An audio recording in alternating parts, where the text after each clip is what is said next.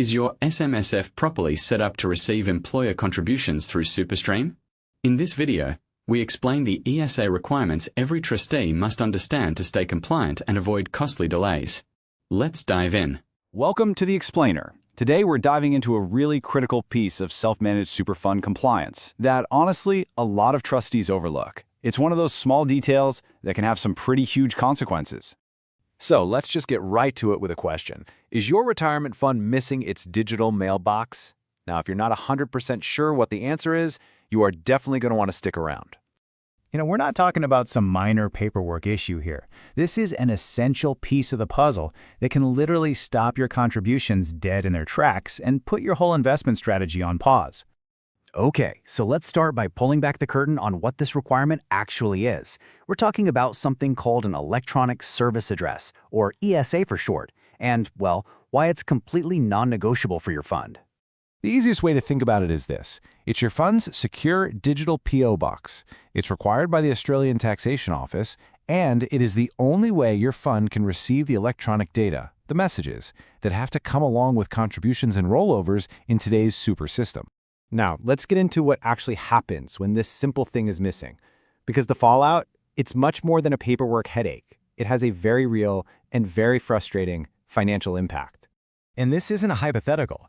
This is a quote from Michael, a trustee from Brisbane who, well, he learned about this the hard way.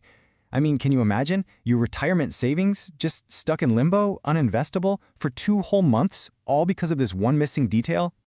And Michael's story, it's not a one-off, not by a long shot. The latest stats from the ATO show this is a huge issue.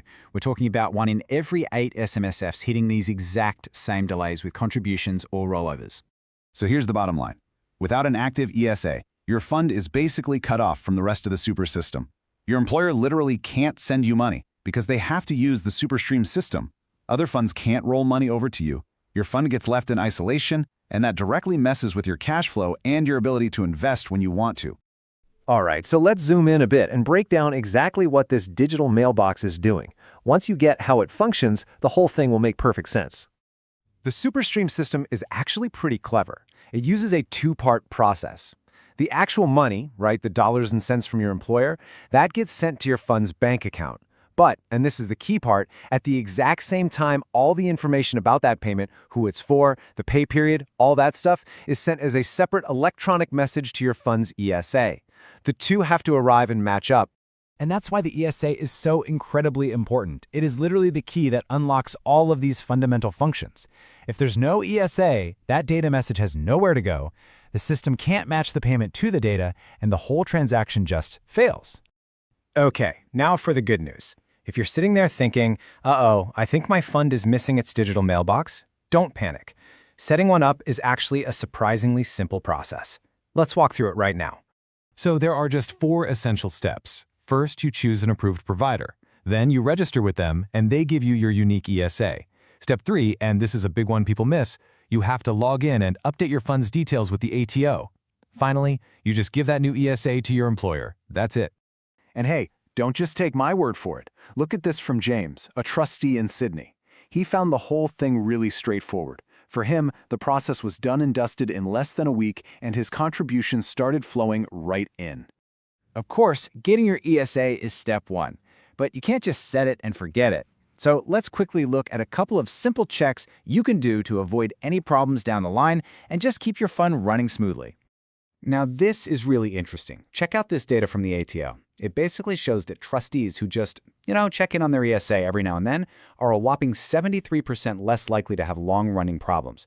Just a little bit of oversight makes a massive, massive difference. So, following these 4 best practices is really all it takes. It ensures your fund's digital mailbox stays secure and working. Think about it. You check your bank statements, right? Well, just a quick look at your ESA transactions once a month can help you spot a missing payment right away. And look, this whole thing isn't just about ticking a box to keep the ATO happy. Let's connect this technical stuff back to what really matters, your big picture retirement goals. See, when you make sure contributions and rollovers are seamless and predictable, you're building a really solid foundation for your investment strategy. You know the money's going to arrive on time every time. That lets you plan your investments with so much more confidence. And that right there is really the key takeaway.